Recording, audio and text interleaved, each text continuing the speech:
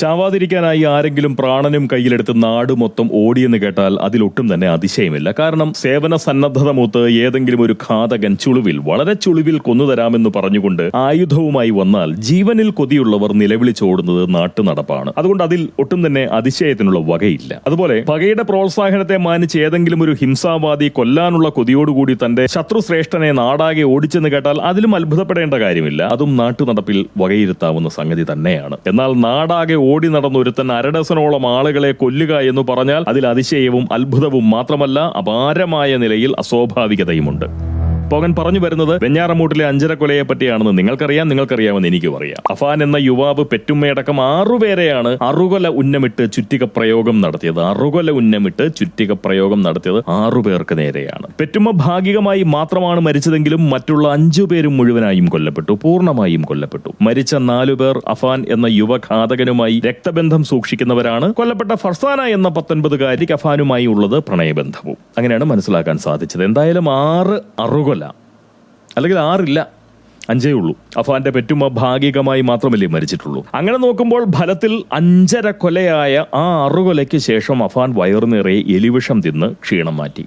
അതിൽ പുത്തരിയൊന്നുമില്ല.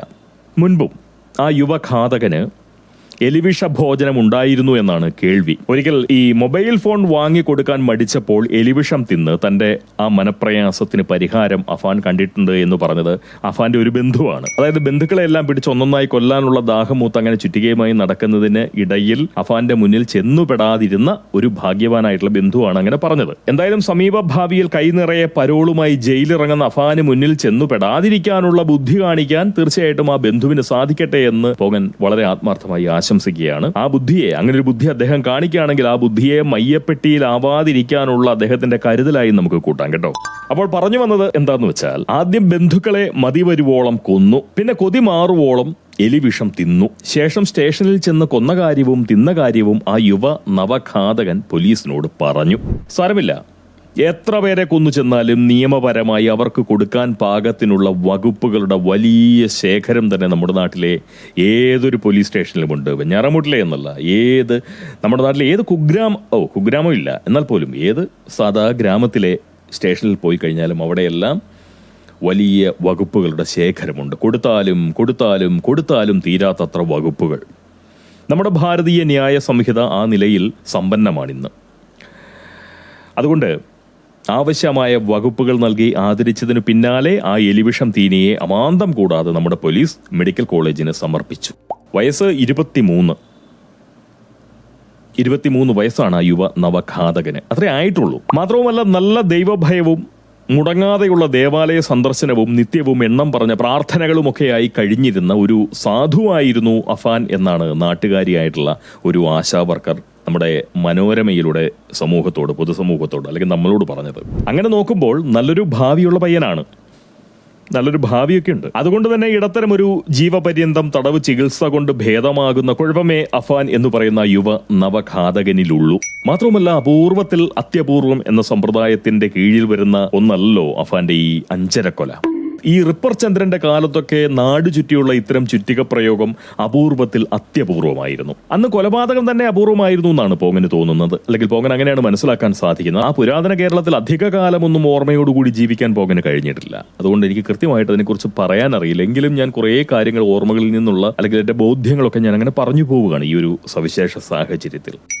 ഈ വ്യക്തിവൈരാഗ്യത്തിന്റെ ഇടപെടലും അതുപോലെ തന്നെ പകയുടെ പ്രോത്സാഹനവും നിമിത്തം തീരെ ഗത്യന്തരമില്ലാതെ തന്റെ ഒരു ശത്രുവിനെ ഒരാൾ കൊന്നാൽ തന്നെ കുറ്റബോധത്താൽ നീറിയും പശ്ചാത്താപ വിവശതയോടുകൂടി നരകിച്ചുമാവും പുരാതന കേരളത്തിലെ ഒരു ഘാതകൻ കഴിഞ്ഞുകൂടുന്നത്. ഈ മനോരോഗികളായിട്ടുള്ള മനുഷ്യവിരുദ്ധരും സാമൂഹ്യ ദ്രോഹികളുമൊക്കെയാണ് കൂട്ടക്കൊലയിൽ ഏർപ്പെട്ട് തൂക്കുകയർ സ്വന്തമാക്കുന്നത്. മരണമാല്യം വരിച്ച് നിർബന്ധിത പരേതത്വം കൈക്കലാക്കിയിട്ടുള്ള റിപ്പർ ചന്ദ്രന്റെ കൊലാകാലം എന്ന് പറയുന്നത് 1985-86 വർഷങ്ങളിലാണ്. പോങ്ങന്റെ ബുദ്ധി ആ കാലത്ത് അത്ര കണ്ട് ഉറച്ചിട്ടില്ല എങ്കിൽ പോലും പിന്നീടുള്ള വായന എന്ന് പറയുന്ന ആ ഒരു ശീലത്തിലൂടെ ആ കാലത്തുള്ള ചില കാര്യങ്ങളെക്കുറിച്ചുള്ള അറിവ് ഓർമ്മയായി തീർച്ചയായിട്ടും പോങ്ങന്റെ ഉള്ളിൽ അങ്ങനെ ഉറഞ്ഞു കൂടിയിട്ടുണ്ട്. അതുകൊണ്ട് തന്നെ പറയാം, ആ കാലത്ത് ഇറങ്ങിയിട്ടുള്ള വമ്പൻ വിജയമായിട്ടുള്ള സിനിമകൾ അത് ഏതൊക്കെയാണ് എന്നൊന്ന് മനസ്സിലാക്കിയാൽ മാത്രം മതി എന്തായിരുന്നു പുരാതന കേരളത്തിന്റെ സാമൂഹ്യ മനഃശാസ്ത്രം എന്ന് തീർച്ചയായിട്ടും ആർക്കും അറിയാൻ കഴിയും. ഈ ബേബി ശാലിനി പ്രധാന കഥാപാത്രമായിട്ടുള്ള ആനയ്ക്കൊരുമ്മ എന്ന് പറയുന്ന പടം ആ കാലത്ത് ഇറങ്ങിയതായിട്ടാണ് പോങ്ങന്റെ ഒരു വിചാരം. അതുപോലെ തന്നെ പ്രിയദർശൻ മോഹൻലാൽ കൂട്ടുകെട്ടിൽ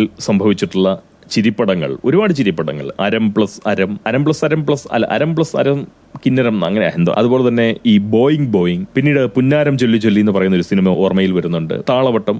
അതൊക്കെ ആ കാലത്ത് ഇറങ്ങിയിട്ടുള്ള സിനിമകളാണെന്നാണ് തോന്നുന്നത്. അതുപോലെ തന്നെ കൊച്ചിൻ ഹനീഫ സംവിധാനം ചെയ്തിട്ടുള്ള ഒരു സന്ദേശം കൂടി, അതുപോലെ തന്നെ മമ്മൂട്ടി ജോഷി കൂട്ടുകെട്ടിൽ സംഭവിച്ചിട്ടുള്ള നിറക്കൂട്ട്, യാത്ര, ഫാസിലിന്റെ നോക്കത്ത ദൂരത്തെ കണ്ണും നട്ട് എന്ന് പറയുന്ന സിനിമ, ബാലചന്ദ്രമേനോന്റെ മണിച്ചെപ്പ് തുറന്നപ്പോൾ, എൻ്റെ അമ്മു നിന്റെ തുളസി അവരുടെ ചക്കി, പിന്നെ ഈ അച്ചുവേട്ടൻ്റെ വീടൊക്കെ ആ സമയത്താണോ അതോ അത് കുറച്ചുകൂടി വൈകിട്ടാണെന്ന് തോന്നുന്നു.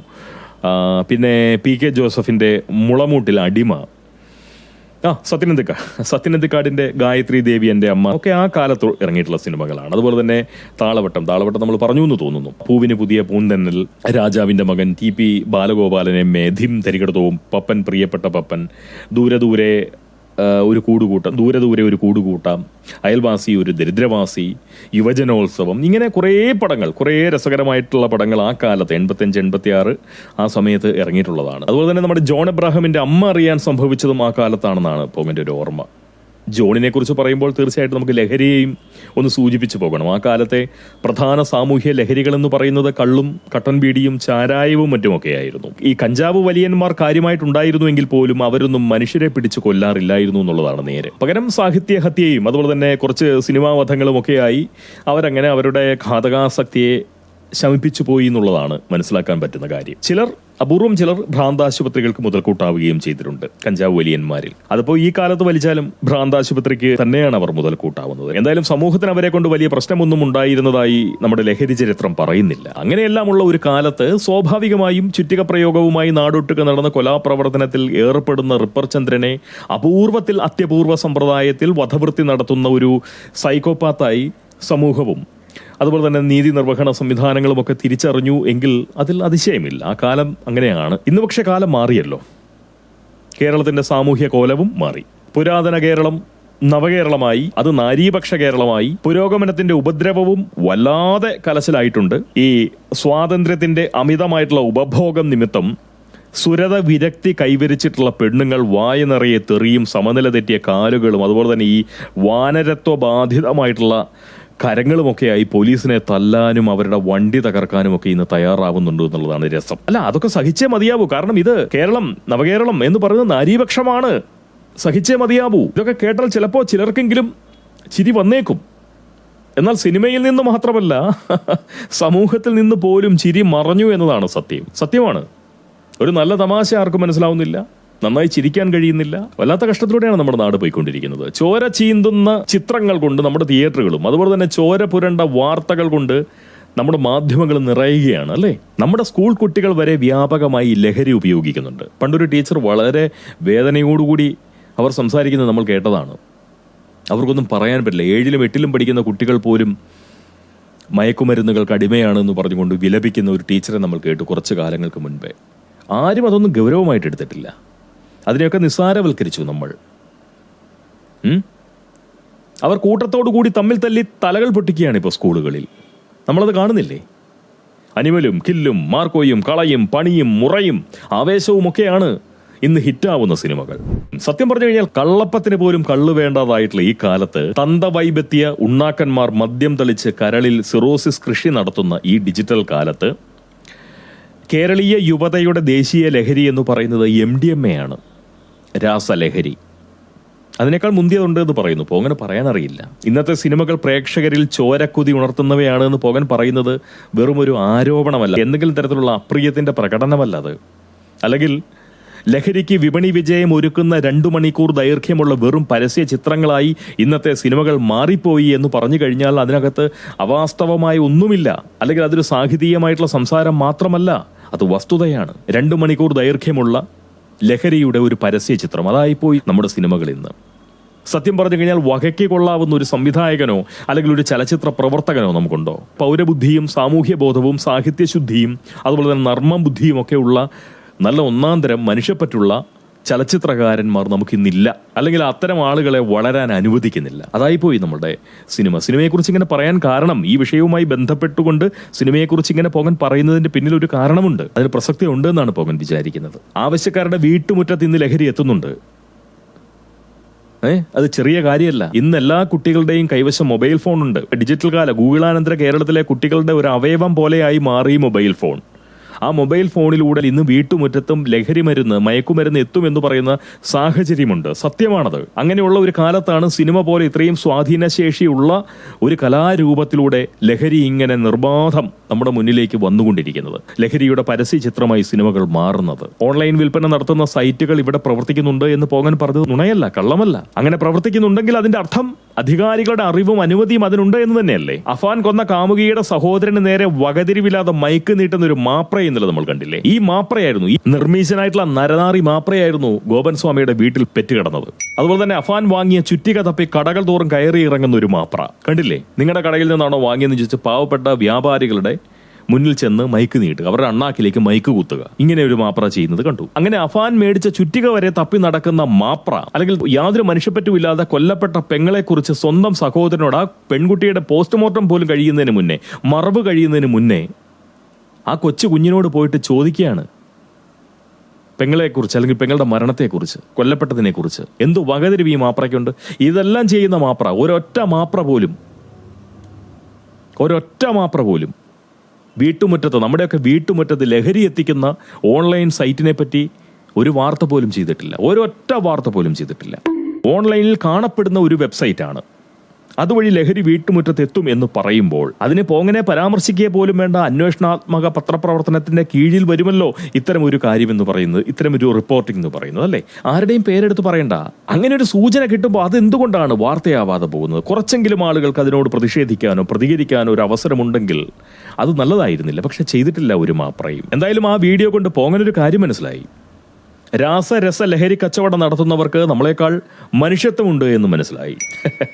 കാരണം അവരെന്നെ ഒട്ടും തന്നെ ഉപദ്രവിച്ചില്ല. ഒരു പണിയും എനിക്ക് തന്നില്ല. എനിക്കവരെ ഉപദ്രവിക്കാനുള്ള ശേഷി ഇല്ലാത്തത് കൊണ്ടാണ് അവരെന്നെ പിടിച്ച് ഇടിക്കാത്തതെന്ന് എനിക്ക് വളരെ നന്നായിട്ട് അറിയാം. എങ്കിലും അത് അവരുടെ മനുഷ്യത്വം കൊണ്ടാണെന്ന് വിശ്വസിക്കാനാണ് ഞാൻ താല്പര്യപ്പെടുന്നത്. ഒരു സമൂഹമാകുമ്പോൾ മനുഷ്യപ്പറ്റുള്ള ആരെങ്കിലുമൊക്കെ ഇവിടെ ഉണ്ട് എന്ന് വിശ്വസിക്കുന്നതാണല്ലോ ഏതൊരു സാമൂഹ്യ ജീവിക്കും പ്രതീക്ഷ നൽകുന്ന ഘടകം. രാഷ്ട്രീയക്കാരും പൊതുസമൂഹവും നീതിന്യായ നിയമപാലക സംവിധാനങ്ങളും മാധ്യമധർമ്മക്കാരും സാധാ പൗരന്മാരും ഒന്നും ലഹരി വിൽപ്പനയെ തടയാനുള്ള ആത്മാർത്ഥമായിട്ടുള്ള പരിശ്രമങ്ങൾ നടത്താനുള്ള മനുഷ്യത്വം ഒട്ടും തന്നെ പ്രകടിപ്പിക്കുന്നില്ല. അപ്പോൾ അങ്ങനെ ആരെയും കാണുന്നില്ല. അങ്ങനെ ഒരു ശ്രമം നടക്കുന്നതായി പോങ്ങനെ മനസ്സിലാവുന്നില്ല. അപ്പോൾ പിന്നെ മലയാളക്കരയിലെ രാസരസ ലഹരി മാഫിയെങ്കിലും മനുഷ്യത്വമുള്ളവരായി വിശ്വസിച്ചുകൊണ്ട് ഈ പോങ്ങൻ ഒന്ന് ആശ്വസിക്കട്ടെ. എന്തായാലും 23-കാരനായിട്ടുള്ള അഫാന് കാര്യമായിട്ടുള്ള കുഴപ്പമൊന്നും സംഭവിക്കില്ല കേട്ടോ, അത് ഉറപ്പാണ്. ഈ കഷായം കലക്കി കൊടുത്താണ് അഫാൻ 5 കൊലപാതകം നടത്തിയിരുന്നതെങ്കിൽ പേരിനെങ്കിലും ഒരു പക്ഷേ മരണമാല്യം ആ യുവ നവഘാതകന് ലഭിച്ചേനെ. കാരണം ഈ രാസരസ ലഹരിക്കാലത്ത് കഷായം കൊടുത്ത് ഇഞ്ചിഞ്ചായി ഒരാളെ കൊല്ലുന്നതാണല്ലോ അപൂർവത്തിൽ അത്യപൂർവമായിട്ടുള്ള കുറ്റം. നമ്മുടെ അഫാൻ പക്ഷേ ചുറ്റിക പ്രയോഗത്തിലൂടെ ക്ഷണത്തിലാണ് 5 കൊല നടത്തിയത്. ശരിക്കും പറഞ്ഞാൽ പോസ്റ്റ്മോർട്ടത്തിന് ഇരപ്പെട്ടിട്ട് പോലും മരിച്ച 5 പേർക്കും ഇതുവരെ മനസ്സിലാക്കാൻ സാധിച്ചിട്ടില്ല അവർ മരിച്ചു എന്നുള്ള കാര്യം. അവരിതുവരെ അറിഞ്ഞിട്ടില്ല മരിച്ച കാര്യം. അത്ര ക്ഷണത്തിലായിരുന്നു കൊല. തലച്ചോറ് ചതഞ്ഞ് പാതി മരിച്ചു കിടക്കുന്ന അവന്റെ പെറ്റുമ്മ പോലും അറിഞ്ഞിട്ടില്ല അവൻ ഉപദ്രവിച്ച കാര്യം. എത്ര മാനവിക ബുദ്ധമായിട്ടാണ് അവന്റെ ആ പ്രവൃത്തി. മാത്രവുമല്ല, നാട്ടിലെ ആശാ വർക്കറുടെ അഭിപ്രായം അനുസരിച്ച് അഫാൻ വളരെ ദൈവഭയമുള്ളവനുമാണ്. ദേവാലയ സന്ദർശനം മുടക്കാത്തവനാണ്. എണ്ണം പറഞ്ഞ പ്രാർത്ഥന തന്റെ ദൈവത്തിന് നേരെ നിത്യവും തൊടുത്തുകൊണ്ടിരിക്കുന്നവനാണ്. കൊല്ലപ്പെട്ടവർ പോലും മരിച്ച വിവരം അറിയാത്തത്ര മാനവികമായി 5 ആളുകളെ കൊന്ന സാധുവുമാണ് ഈ പറയുന്ന അഫാൻ. സ്വാഭാവികമായി 30 വയസ്സിനകം അഫാൻ തടവ് ചികിത്സയൊക്കെ കഴിഞ്ഞ് നല്ല കുട്ടപ്പനായി, ഇപ്പോൾ തന്നെ സുന്ദരനാണ്, കൂടുതൽ സുന്ദരനായി, കൂടുതൽ കൊഴുത്ത് പുറത്തിറങ്ങും. വിശാലമായ ഒരു ജീവിതം അവന് മുന്നിൽ ഇനിയും ഉണ്ടാവും. മാത്രവുമല്ല, കൊലക്കുറ്റം പ്രബുദ്ധ കേരളത്തെ സംബന്ധിച്ച് പ്രാകൃതമായിട്ടുള്ള ഒരു ശിക്ഷാരീതിയുമാണ്. അതുകൊണ്ട് ഏത് നിലയ്ക്ക് നോക്കിയാലും അഫാൻ എന്ന 5 കൊലപാതകി ഇവിടെ വളരെ സുരക്ഷിതനാണ്. സൂക്ഷിക്കേണ്ടത് പ്രാണഭയമുള്ള പൊതുജനം മാത്രമാണ്, നമ്മൾ മാത്രം സൂക്ഷിച്ചാൽ മതി. ഈ കൊല്ലപ്പെടാതെ സ്വാഭാവിക മരണം നേടുന്ന മലയാളികൾക്ക് നമ്മുടെ ഈ പ്രബുദ്ധവും ഘാതകാസക്തവുമായിട്ടുള്ള കേരളം മരണാനന്തര ബഹുമതി നൽകി അവരെയൊക്കെ ആദരിക്കണമെന്നൊരു അഭിപ്രായം പങ്കുവെച്ചുകൊണ്ടും ദൈവഭയമുള്ള നമ്മുടെ 5 കൊലപാതകിക്ക് വളരെ മനോഹരമായിട്ടുള്ള ഒരു തടവുകാലം ആശംസിച്ചുകൊണ്ടും പോങ്ങൻ ഈ സംസാരം ഇവിടെ നിർത്തുകയാണ്. ഒരൊറ്റ നൈരാശ്യം മാത്രമേ ഈ പോങ്ങനുള്ളൂ, അതുകൂടി ഒന്ന് പറയേണ്ടതുണ്ട്. അതായത് എന്തായാലും അവൻ ചുറ്റികയെടുത്തു. പെറ്റുമ്മയുടെയും കുഞ്ഞനുജന്റെയും പ്രിയപ്പെട്ടവളുടെയും ഉമ്മൂമ്മയുടെയും വല്യപ്പയുടെയും ഒക്കെ തലതല്ലി ചതച്ചു. പെറ്റുമ്മയൊഴിച്ച് മറ്റുള്ളവരെല്ലാം മരിക്കാൻ തയ്യാറായി. സ്വാഭാവികമായും ഘാതകൻ എന്ന പേരും അവന് കിട്ടി. എന്നാ പിന്നെ സ്റ്റേഷനിലേക്ക് പോകും മുന്നേ എണ്ണം പറഞ്ഞ ഏതാനും മാപ്രകളുടെ നാക്കുകൂടി ചതച്ചിട്ട് പോയിരുന്നെങ്കിൽ ഈ നാടിന് ഓനെ കൊണ്ട് ഒരു ഗുണമെങ്കിലും ഉണ്ടാകില്ലായിരുന്നു. മാപ്രകളുടെ വായ്ക്കകത്തേക്ക് ചുറ്റിക വെച്ച് നാക്കങ്ങോട്ട് ചതച്ചു കൊണ്ടണമായിരുന്നു. ഒന്നുമല്ലെങ്കിലും 23 കൊല്ലം ജീവിച്ച ഒരു സമൂഹമല്ലേ ഇത്. അവൻ 23 കൊല്ലം ഈ സമൂഹത്തിൽ സന്തോഷമായിട്ട് ജീവിച്ചില്ലേ? മതിയാവോളം അവനെ ലഹരിയൂട്ടിയ ഒരു സമൂഹമല്ലേ ഇത്, അല്ലേ? അതും പറയാതെ പോകരുതല്ലോ. അതിൻ്റെ പേരിൽ അത്രയെങ്കിലും ഒരു സ്നേഹം അവൻ ഈ സമൂഹത്തോട് കാണിക്കരുതായിരുന്നു, അല്ലേ? അത് കാണിച്ചില്ല. അതിലാണ് പോങ്ങന് നൈരാശ്യം. പോട്ടെ, അത് പോട്ടെ. എന്തായാലും പോകൻ ഒന്നേ പറയാനുള്ളൂ, ഇത് വെറുമൊരു കൂട്ടക്കൊലയല്ല. അഫാൻ നടപ്പിലാക്കി ഈ 5 കൊലയെ അടയാളപ്പെടുത്തേണ്ടത് ലഹരിക്കൊല എന്നാണ്. ലഹരിക്കൊല. വെഞ്ഞാറമൂട്ടിലെ 5 കൊലപാതകം ഒരു ലഹരിക്കൊലയാണ്. ലഹരിക്കൊല. നമ്മൾ മലയാളികൾ ആ ലഹരിക്കൊലയിലെ കൂട്ടുപ്രതികളുമാണ്.